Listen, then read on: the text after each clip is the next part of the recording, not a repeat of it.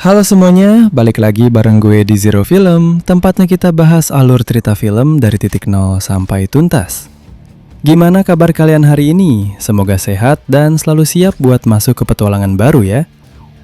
Seperti biasa, hari ini gue udah nyiapin satu alur cerita film yang dijamin bakal bikin kalian gak nyesel buat dengerin.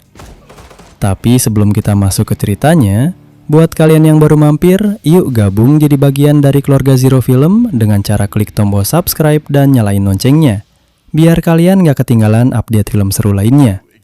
Oke, tanpa perlu basa-basi lagi, siapkan posisi ternyaman kalian dan langsung aja kita masuk ke alur ceritanya. Check it out. Layar dibuka dengan pemandangan malam di Honolulu, Hawaii. Namun, ini bukanlah pemandangan surga tropis yang biasa kita lihat di brosur liburan. Hujan turun rintik-rintik, memantulkan cahaya neon jalanan dari aspal yang basah. Di sebuah gang sempit yang gelap, seorang pria parubaya berlari terengah-engah. Pria itu adalah Walter Hale, diperankan oleh Brian Keaulana, seorang detektif swasta, private investigator yang terkenal licik, mata keranjang, dan sering bermain di wilayah abu-abu hukum.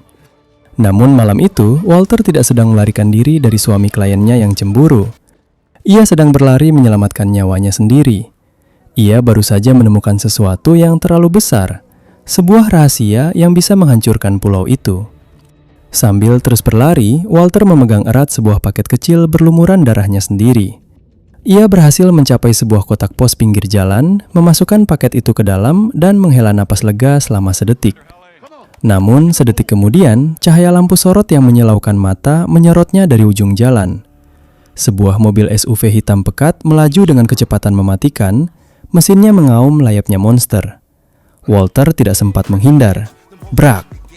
Tubuhnya dihantam dengan sangat keras hingga terpental ke udara dan mendarat tak bernyawa di atas aspal yang dingin. Mobil SUV hitam itu tidak berhenti, melainkan memutar balik dan menghilang ke dalam kegelapan malam, meninggalkan Walter mati sebagai korban tabrak lari. Ribuan mil jauhnya dari Hawaii, kamera berpindah ke sebuah reservasi penduduk asli di Oklahoma yang tandus dan berdebu. Disinilah kita diperkenalkan pada salah satu protagonis utama kita, Johnny Hale, diperankan oleh Jason Momoa. Johnny adalah kebalikan dari kata rapi. Ia adalah seorang detektif polisi yang sedang diskors dari tugasnya. Rambut gondrongnya berantakan, wajahnya kuyu karena kurang tidur, dan di tangannya selalu ada sebotol bir. Pagi itu, hidup Johnny sedang berada di titik terendah. Di depan rumah trailernya yang berantakan, pacarnya yang sudah lama ia abaikan, Valentina, diperankan oleh Morena Baccarin, sedang memasukkan barang-barangnya ke dalam mobil.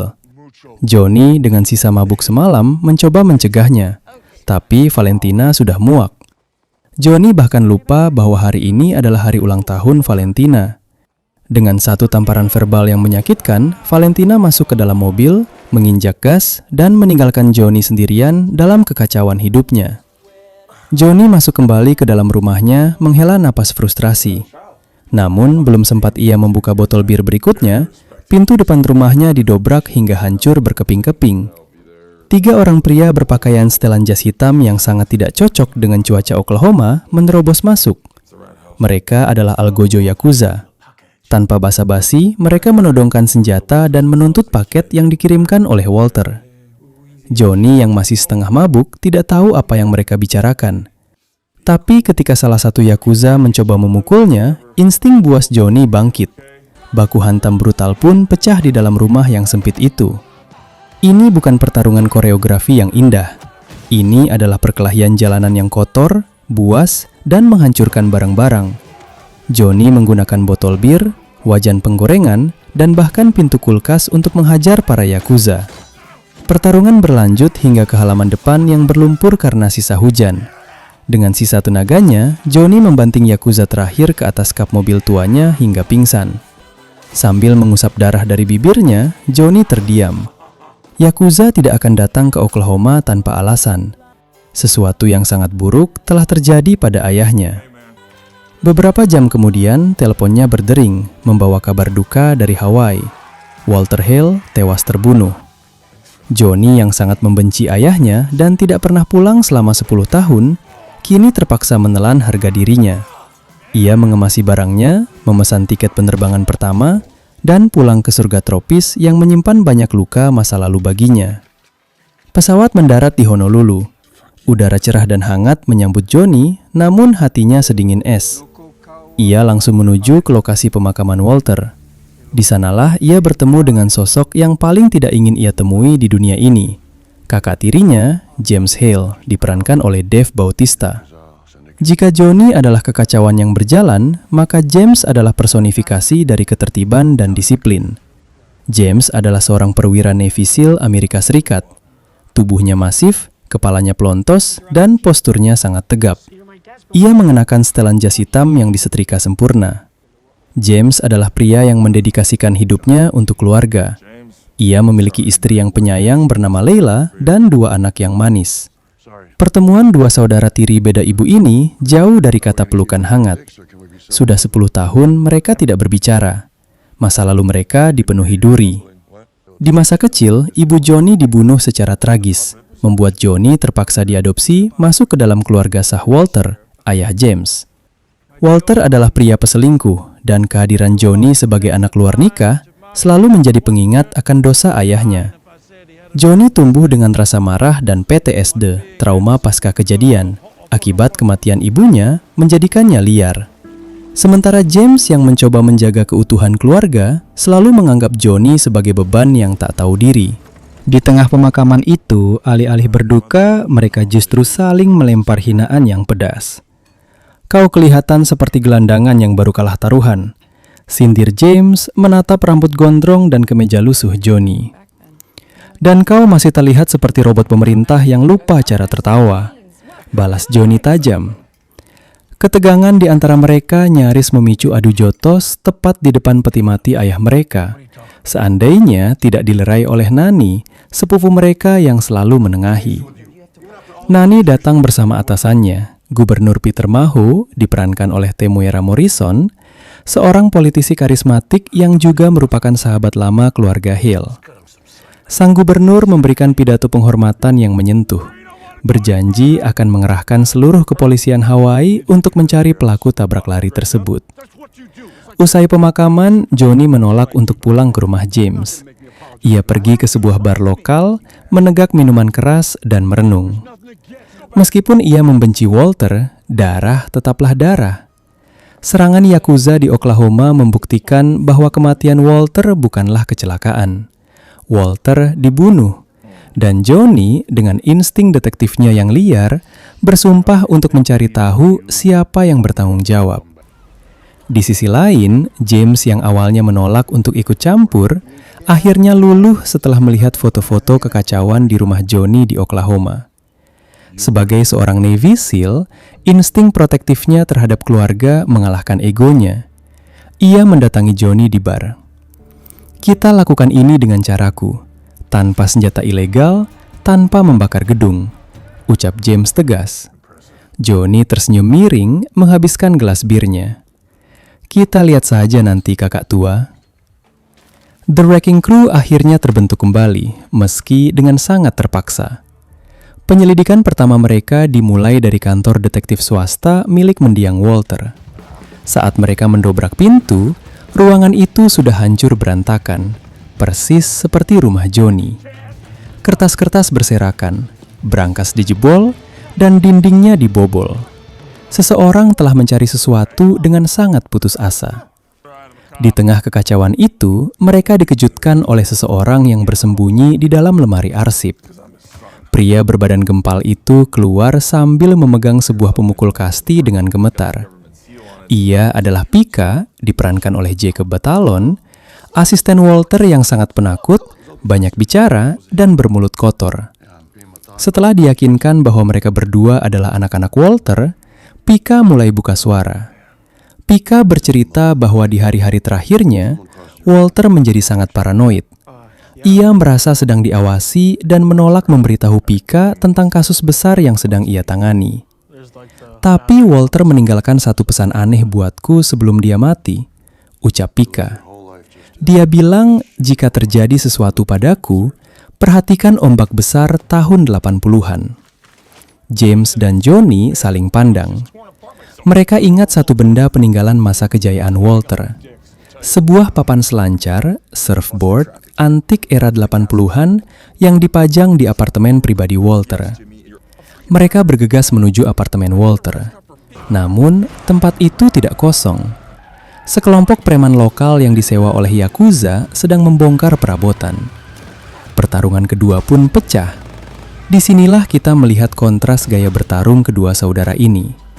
James bertarung dengan presisi militer yang mematikan. Ia menggunakan kuncian sendi, cekiki, dan efisiensi tenaga untuk melumpuhkan musuh. Sebaliknya, Johnny bertarung seperti monster yang kesetanan. Ia melempar preman menembus meja kaca, menghancurkan televisi ke kepala musuh, dan menggunakan benda apa saja sebagai senjata. Meski gaya mereka bertolak belakang dan mereka terus-menerus saling berteriak menyalahkan satu sama lain di tengah baku hantam, secara perlahan sinkronisasi persaudaraan itu mulai terlihat. Mereka menghabisi para preman itu tanpa ampun. Setelah ruangan aman, Johnny mengambil papan selancar antik yang tergantung di dinding. Ia membelahnya menjadi dua. Di dalam rongga papan selancar itu, tersembunyi sebuah flash drive kecil berenkripsi. Mereka membawa flash drive itu ke Pika yang jago komputer. Saat file di dalamnya berhasil dibuka, sebuah konspirasi raksasa bernilai triliunan dolar terpampang di layar. Walter ternyata telah menemukan cetak biru rahasia dan rencana ilegal untuk membangun sebuah kompleks resort dan kasino terbesar di Pasifik. Masalahnya, kasino itu direncanakan untuk dibangun di atas Hawaiian Homelands, tanah suci milik masyarakat adat Hawaii yang diurus di bawah sistem tradisional Ahamoku. Untuk membangun kasino itu, mereka harus merampas tanah rakyat secara ilegal, menggusur ribuan penduduk asli, dan yang paling gila, mereka harus melegalkan hukum perjudian di Hawaii yang selama ini dilarang keras. Konspirasi ini membutuhkan suap besar-besaran, pertumpahan darah, dan persetujuan dari tingkat tertinggi di pemerintahan. Walter dibunuh karena ia memiliki bukti digital dari rencana kotor ini. Dari dokumen di flash drive tersebut, satu nama besar muncul sebagai otak pendanaannya. Marcus Robichaud, seorang miliarder pewaris perkebunan gula yang beralih menjadi raja real estate yang sangat kejam. Lucunya, alasan Walter bisa terlibat dalam kasus ini sangatlah konyol, namun tipikal Walter. Ia awalnya hanya disewa oleh Robichaud untuk menyelidiki perselingkuhan istrinya, Monica. Di saat yang sama, Monica juga menyewa Walter untuk menyelidiki kebusukan suaminya. Saat menguntit Robichaud untuk mencari bukti selingkuh, Walter justru secara tak sengaja tersandung pada rapat konspirasi raksasa pembangunan kasino ini. Malam itu, Marcus Robichaud sedang menggelar sebuah pesta gala amal super mewah di rumah gedongnya di pesisir pantai. Pesta itu dihadiri oleh kaum elit, politisi, dan pebisnis. Ini adalah kesempatan bagi James dan Johnny untuk mencari bukti fisik yang bisa mengaitkan Robichaud dengan Yakuza dan kematian Walter. Penyusupan ini adalah komedi yang dibalut ketegangan. James menyusup dengan menyamar sebagai staf catering, bertingkah sangat kaku dan disiplin saat menuangkan anggur. Sementara itu, Johnny dengan rambut gondrongnya justru nekat menyamar menjadi salah satu tamu undangan eksentrik dari Eropa Timur, berbaur dengan sosialita sambil terus meminum sampahnya gratis. Saat James menyelinap ke lantai 2 menuju ruang kerja pribadi Robichaud, ia dikejutkan oleh pemandangan di ruang rapat rahasia. Robichaud sedang bersulang dengan Nakamura, seorang pemimpin klan Yakuza yang ditakuti di Pasifik. Di meja itu, James melihat dokumen kepemilikan sebuah perusahaan cangkang milik Yakuza, yang tercatat sebagai pemilik sah dari mobil SUV hitam yang menabrak mati Walter. Namun, James tidak sendirian. Salah satu pengawal Yakuza memergokinya. Bam! Baku tembak meletus di lantai 2. Kepanikan menyebar ke seluruh pesta. Para tamu miliarder menjerit dan berlarian. Johnny yang sedang asik menggoda tamu wanita di bawah langsung mencabut senjatanya dan berlari ke atas membantu kakaknya. Pertarungan besar di dalam mansion mewah itu tak terhindarkan. Duo bersaudara ini dikepung oleh puluhan bodyguard bayaran dan pembunuh Yakuza berjas hitam. Di tengah hujan peluru yang menghancurkan patung-patung es dan kaca patri mahal, Johnny dan James berjuang mati-matian. James memberikan tembakan penutup yang taktis, Sementara Johnny menerjang maju menghajar musuh dalam jarak dekat dengan brutal. Mereka berhasil melompat keluar dari jendela lantai 2, mendarat keras di kap mobil sport yang terparkir.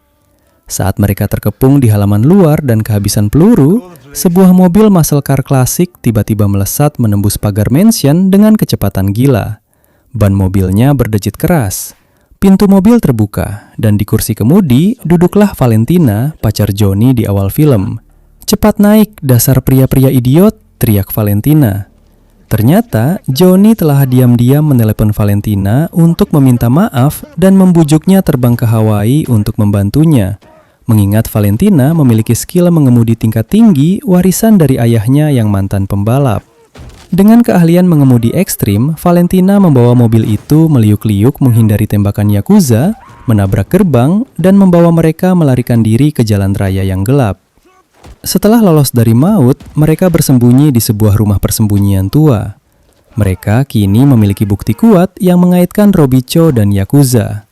Namun, untuk bisa melegalkan perjudian dan mencuri tanah adat Hawaii, Robicho pasti memiliki kaki tangan orang dalam dengan kekuasaan absolut di pemerintahan pulau tersebut. Malam itu, saat mereka sedang merangkai petunjuk, sepupu mereka Nani datang berkunjung dengan wajah pucat pasi. Nani membawa sebuah berkas rahasia dari kantor tempatnya bekerja. "Aku tidak percaya ini, tapi aku mengecek catatan rekening kampanye," ucap Nani dengan suara bergetar.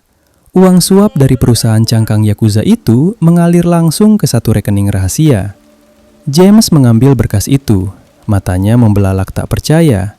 Rekening itu milik Gubernur Peter Maho, sahabat lama ayah mereka, pria yang memberikan pidato tangisan di pemakaman Walter. Gubernur Maho adalah sang pengkhianat.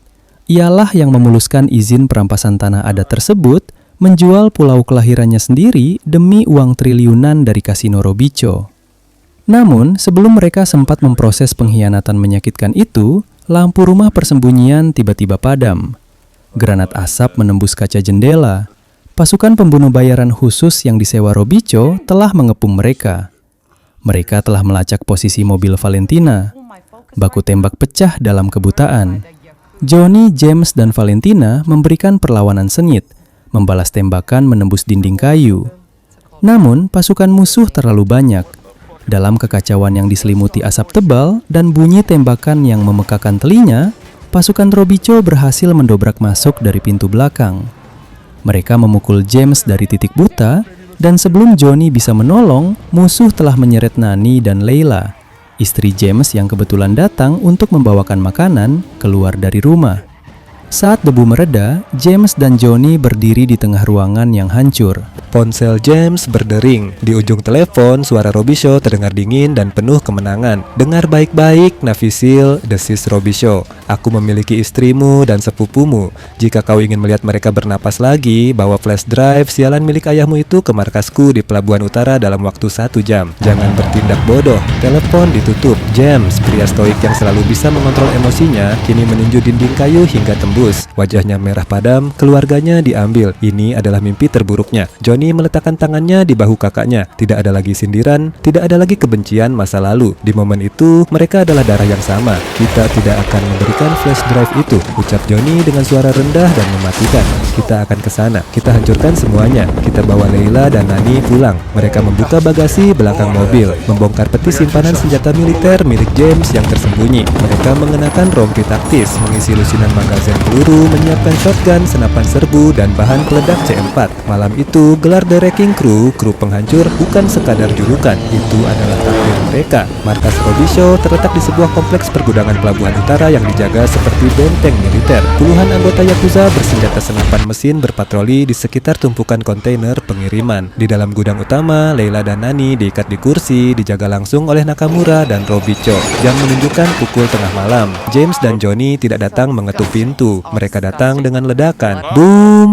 Sebuah truk kargo yang telah dipasangi peledak oleh Johnny ditabrakkan menembus gerbang utama pelabuhan dan meledak, menciptakan bola api raksasa yang menerangi langit malam. Ratusan anggota Yakuza langsung berhamburan ke arah ledakan. Ini adalah pengalih perhatian. Dari arah laut, menggunakan perahu karet taktis Zodiac, James dan Johnny menyusup masuk ke area belakang pelabuhan. Pertempuran final pun meledak menjadi simfoni kehancuran yang sangat epik. Kamera menyorot dengan gaya long take, tanpa potongan yang luar biasa saat dua bersaudara ini bergerak maju membantai puluhan musuh. Kolaborasi mereka kini sempurna. James bergerak dengan taktik CQB Close Quarters Battle ala militer, melepaskan tembakan presisi tinggi, double tap ke arah kepala musuh, bergerak dari satu perlindungan ke perlindungan lain dengan efisiensi mematikan. Di sampingnya, Johnny bertindak sebagai tank yang liar. Ia menembakkan shotgun pompa, melempar musuh ke laut, dan bahkan menggunakan rantai jangkar kapal untuk menghantam tulang rusuk bodyguard Yakuza yang berbadan besar. Kombinasi kedisiplinan dan kebuasan ini membuat pasukan Robichaux rontok seperti lalat. Mereka berhasil menembus masuk ke dalam gudang utama. Baku tembak membabi buta terjadi di antara tumpukan peti kemas. Peluru berterbangan menghancurkan lampu-lampu gudang hingga suasana menjadi temaram dan penuh kilatan api. Di tengah kekacauan, Nakamura, sang bos Yakuza, mencabut pedang katana legendarisnya dan menerjang ke arah James. Pertarungan antara otot militer melawan seni pedang mematikan terjadi. Nakamura menyabetkan pedangnya dengan sangat cepat, merobek rompi taktis James. Namun, James yang memiliki ketahanan fisik luar biasa berhasil menahan ayunan pedang itu dengan laras senapannya, memutar tubuhnya, dan menghantamkan popor senapan dengan kekuatan penuh ke rahang Nakamura hingga tulang wajahnya remuk, menumbangkan sang naga Yakuza selamanya. Sementara itu, Robichaux yang pengecut mencoba melarikan diri sambil menyeret Layla sebagai sandera.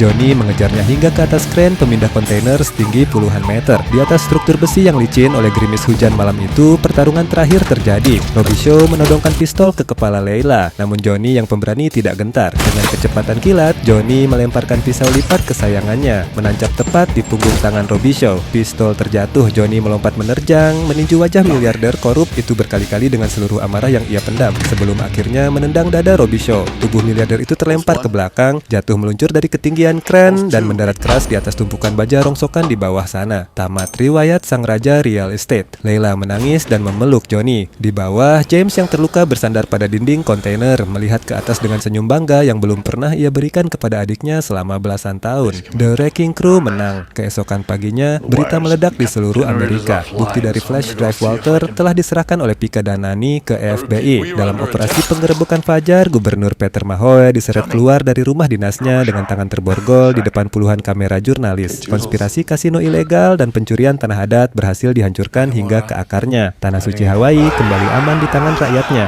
James dan Johnny, meskipun babak belur, enggan mengambil kredit di depan media. Mereka memilih menyingkir dari sorotan. Sore itu, di halaman belakang rumah James di Honolulu diadakan acara pesta barbecue BBQ, keluarga yang hangat. Matahari senja memancarkan cahaya keemasan yang damai. Johnny yang sedang memanggang daging tertawa lepas, sementara Valentina yang akhirnya memaafkannya duduk di sampingnya sambil minum bir. Nani, Pika, Layla, dan anak-anak bermain di rumput. Untuk pertama kalinya dalam hidup Johnny, ia merasa benar-benar berada di rumah. Di tengah pesta, sebuah mobil sedan hitam berhenti di depan pagar. Seorang pria tua berkacamata yang merupakan pemimpin tertinggi dari sindikat kriminal kuno Hawaii berjalan menghampiri Johnny. Pemimpin itu berhutang budi besar karena Johnny dan James telah menghancurkan ekspansi Yakuza di pulaunya. Sebagai bentuk rasa terima kasih, pria tua itu mengeluarkan selembar kertas kecil yang terlipat dan menyerahkannya kepada Johnny. "Ini adalah informasi yang kau cari sepanjang hidupmu, Johnny," ucap pria itu dengan suara serak. "Nama dan alamat pria yang membunuh ibumu puluhan tahun lalu. Lakukan apapun yang kau mau." Pria itu membungkuk sedikit lalu pergi. Johnny berdiri mematung, tangannya gemetar memegang kertas itu. Masa lalunya, kebenciannya, dan dendam yang telah meracuni hidupnya selama ini kini ada di tangannya. Ia hanya perlu membuka kertas itu untuk memulai siklus pembunuhan dan kekerasan yang baru. James berjalan mendekat, menepuk bahu adiknya. Ia tidak bertanya, hanya menunggu keputusan adiknya. Johnny menatap kertas itu dalam diam. Kemudian, ia menoleh ke arah halaman, melihat keluarga besarnya yang sedang tertawa bahagia. Ia melihat James yang kini tersenyum padanya bukan dengan rasa jijik, melainkan dengan rasa hormat seorang saudara sejati. Johnny menghela napas panjang, sebuah beban seberat gunung terangkat dari pundaknya. Alih-alih membuka kertas itu, Johnny mengulurkan tangannya dan menjatuhkan kertas berisi nama pembunuh ibunya itu ke dalam panggangan barbecue yang menyala. Api dengan cepat melahap kertas itu, mengubah nama dan dendam masa lalunya menjadi abu hitam yang terbang terbawa angin tropis. Johnny memilih untuk memaafkan masa lalunya, melepaskan hantu dendamnya, dan merangkul masa depan bersama keluarga barunya. Dia tidak lagi hidup untuk kematian, dia mulai hidup untuk hari esok. James tersenyum lebar merangkul leher adiknya dengan erat. Dagingnya sudah matang, Johnny, ucapnya hangat. Kamera perlahan menjauh naik tinggi ke atas langit Hawaii yang damai, memperlihatkan indahnya lautan Pasifik yang tenang saat matahari terbenam sempurna. Wah, gila, bener-bener epic masterpiece ya, movie lovers. Film The Wrecking Crew tahun 2026 ini bukan cuma sekadar film aksi tembak-tembakan otak kosong. Di balik semua ledakan, pukulan maut Yakuza, dan kekacauan duo raksasa Jason Momoa dan Dave Bautista, film ini ngasih kita pesan moral yang deep banget soal keluarga, trauma masa lalu, dan betapa kuatnya kekuatan dari sebuah pengampunan. Momen terakhir pas si Johnny milih buat ngebakar kertas nama pembunuh ibunya itu beneran goosebumps banget sih. Dia sadar kalau balas dendam cuma bakal terus muterin roda kekerasan tanpa akhir, dan milih buat move on demi ngebangun hubungan bareng kakak dan keluarga barunya. Gila, respect habis buat karakter developmentnya. Ditambah lagi sisipan unsur pelestarian budaya tanah adat Hawaii di film ini bikin ceritanya makin punya nyawa. Kalau kata gue sih, ini wajib banget dibikinin part 2-nya. Gimana nih menurut pendapat kalian soal aksi The Wrecking Crew? Apakah dua botak dan gondrong ini layak disebut sebagai dua body cop terbaik dekade ini ngalahin Bad Boys atau Lethal Weapon? Coba kalian drop opini liar dan rating kalian di kolom komentar ya. Mari kita diskusi rame-rame di bawah. Dan seperti biasa, kalau kalian ngerasa terhibur dan terbawa suasana sama cerita epic dan super detail ini, jangan segan-segan buat tekan tombol like, subscribe, nyalain lonceng merahnya, dan share video sepanjang ini ke grup WhatsApp tongkrongan kalian biar kita makin semangat upload. Terima kasih sebesar-besarnya buat kalian penonton elit yang udah nonton full durasi tanpa di skip. Kalian luar biasa. Sampai jumpa di bedah alur cerita film brutal dan keren selanjutnya. Ciao, peace out.